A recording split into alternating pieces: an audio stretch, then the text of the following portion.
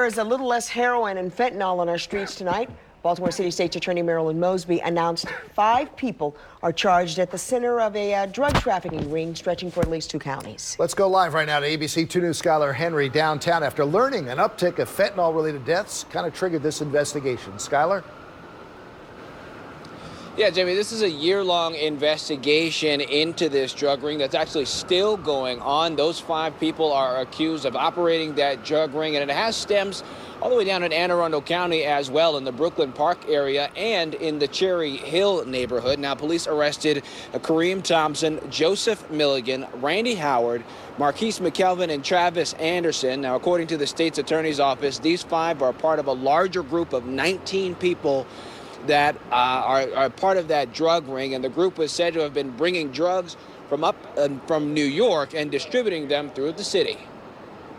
This case and cases like it are significant, and I hope that those drug trafficking groups that are on the street that think that diluting heroin with fentanyl to try to disguise it will know that we're going to be super aggressive and coming after them.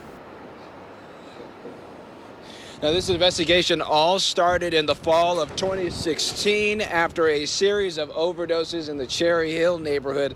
Police say at least 87 overdoses in Anne Arundel County have been linked to this drug trafficking group. We'll have more from this bust coming up later on the news at 6, but for now, reporting live here in downtown Baltimore, I'm Skylar Henry, ABC 2 News. All right, Skylar, a worker falls into a water tank on board a Navy ship and then gets stuck. It happened around 8:30 this morning here at Locust Point, the marine terminal. The contract worker fell about 30 feet right into the water tank. City fire crews rescued the man. He was taken to the hospital with a leg injury. Yeah, he's lucky. No kidding. All right. A collection of venomous snakes found in one apartment. Yeah, we have the details coming up of a police raid that led to a man facing animal cruelty charges. Plus, turning blight areas into green spaces. The mayor has a plan to make Baltimore green, but wants your opinion first. You're watching ABC 2, the station that works for you. And that's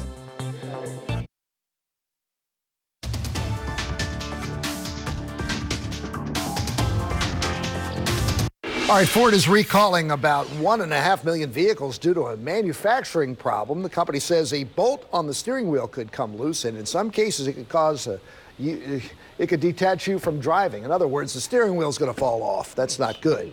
Affected models include Ford Fusions and Lincoln MKZs from 2014 to 2018, and the manufacturer says 2 accidents due to the malfunction have already been reported. All right, watch out, Amazon. Soon you could get your Walmart grocery orders delivered right to your doorstep. America's largest seller of groceries is planning to deliver supermarket items to 40% of the nation's homes by the end of the year. Right now, the option is only available in 6 markets, but the company plans to expand to 100 by the end of the year, and it costs $9.95 per order with a $30 minimum purchase. All right, legalizing marijuana could really spark up a local economy. This is according to a report from the Colorado State University Pueblo Institute of Cannabis Research. Taxing and regulating the drug added nearly $60 million to the economy in Pueblo County. Now, researchers also say legal pot led to a boost in housing values and was not a contributing factor to homelessness. 29 states and D.C. allow medical use for marijuana. Recreational use is also legal in 9 states and D.C. Well, good news, more jobs are coming to Maryland. Supernus Pharmaceuticals is relocating its headquarters to Gaithersburg, and the move should result in about 160 new jobs in Montgomery County over the next 5 years. They expect to move into the new space in 2019, with construction wrapping up in 2020. The company develops and commercializes products for the treatment of the central nervous system diseases. Well, demolishing blight by growing green and recreational spaces across Baltimore. All right, the mayor announced the city's plan for the Baltimore Green Network that's now up for public debate. Now, here's what the plan outlines. It outlines areas with a high density of vacant lots, areas in need of recreational and green space. And then they outline the pilot projects in each area. In Druid Square, the city hopes to build a playground to support families in the area. They also want to demolish vacant buildings, expand parks, and access to the exercise trail along Route 40 in the Sandtown-Winchester neighborhood. And in the Shipley Hill neighborhood, they want to create the Rachel Wilson Memorial Park, honoring the firefighter after she died during a training exercise. and they plan to grow green space near Collington Square Park. Let's leave no neighborhood behind. Let's layer the available resources we have for things like blight elimination, stormwater management, and capital improvements in a targeted way. And tomorrow you can voice your opinion at Mother Seton Academy at 6:30 tomorrow night. Well, no big winner in the jackpot last night. Now it's up to about $345 million. Still got time. The next drawing is Friday. But there's another big jackpot right now. The Powerball jackpot is tonight, and that is up to $420 million. All right, today is March the 14th, 314, better known as National Pi Day. That's the ratio of a circle's circumference to its diameter. Pi has been calculated to more than 1 trillion digits past its decimal point, but it can be calculated infinitely without creating any repetition or pattern. And local restaurants are also in on this. They're celebrating National Pi Day with deals on pizza pies. We have a list of all those deals on our website, abc2news.com. What a way to celebrate.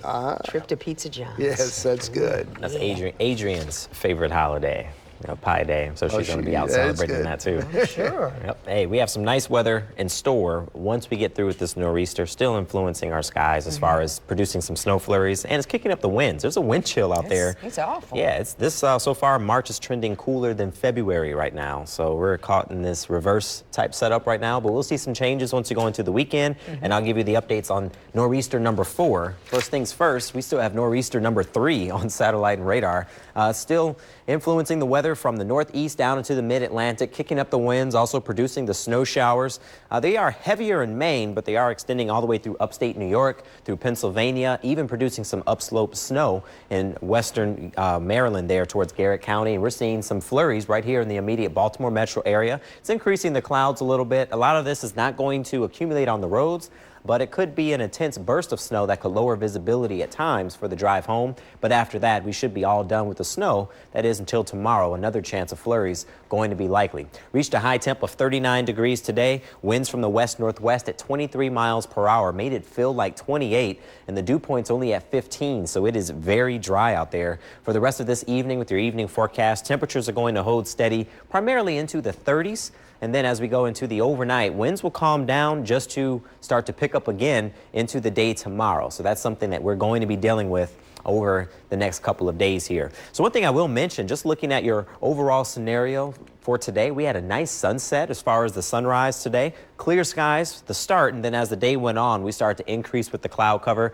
That's going to be a possibility into the day tomorrow. We're just kind of stuck in this pattern, but at least our temperatures will start to climb up a little bit more, but we will not be able to get away from those winds that will be breezy at times. Here's a look at the flurries on satellite and radar right now. Along with the temperatures, we're still primarily above the freezing mark, but once again, it still feels like winter out there. 35 in Westminster, Cockeysville at 37, Jarrettsville at 36, and Havre de Grace checking in at 38. You factor in the winds, those 30s feel like the 20s in pockets. Therefore, you'll still need the layers for the rest of tonight going into the day tomorrow. So for your forecast tonight, numbers will go back into the 30s, and then we'll bottom out to numbers back into the 20s once again, with an opportunity of seeing some flurries there, which will linger on into your bus stop forecast tomorrow. So yet another layer alert with numbers starting off into the 20s. We'll have a sunny start. It will be breezy. And as we go into the afternoon, another opportunity of seeing some flurries. Regionally speaking, numbers will get close to the 50-degree mark where we should be for this time of year, and here's how we'll get there. The cold start will finally give way to numbers closer to 50. We're only going with the high temp of 49 degrees, and we'll have those flurries around. For your Friday planner, another cool one, and winds will kick up a little bit again as well, with numbers going back into the teens as far as the winds are concerned.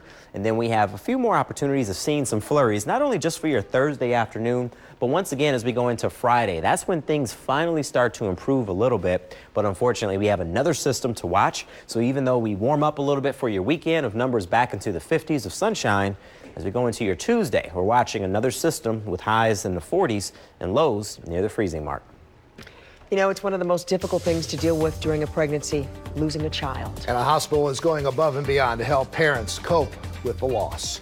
Plus, when it comes to protecting our skin, we might not be doing enough. Why more than a third of Americans are getting sunburns.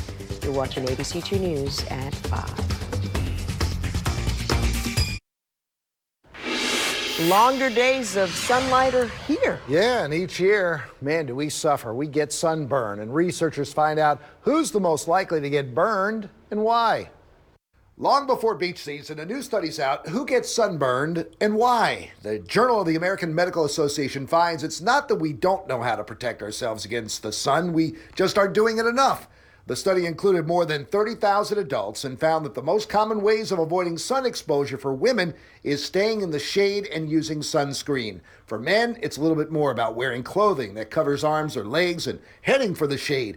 But adults are avoiding sun damage like this to only a third of the time that they're exposed. Sunburn is more common among younger, sun-sensitive and physical active adults. Researchers found that people who use self-tanning products or are binge drinkers are more likely to have sunburn by about 20%. Remember, just heading outdoors for a run can increase your risk of sunburn by 15% if you don't protect yourself. Wearing sunscreen, covering up, and heading for the shade will help. And as for sunscreen, don't be shy, reapply. And for the latest in health news, you can visit our website, abc2news.com/yourhealthmatters. You're watching ABC2, the station that works for you. You're watching the station that works for you. Now, ABC2 News at 5. A Washington County man lived in an apartment with snakes that could kill. How police found out and what's being done where he lives. Sometimes there's no words for the loss of a child. Tonight, a hospital is helping grieving parents with action through a special program. And everybody has a strong opinion about this story of a puppy being left in an overhead bin on a United flight and not surviving. Thanks for joining us on ABC2 News at 5:30. I'm Kelly Swoop with Jamie Costello. A Washington County man faces almost 24 charges after a raid on his apartment turned up a collection of venomous snakes. All right, we sent Jeff Hager out there because nobody else wanted to go out there for this surprising seizure. Jeff?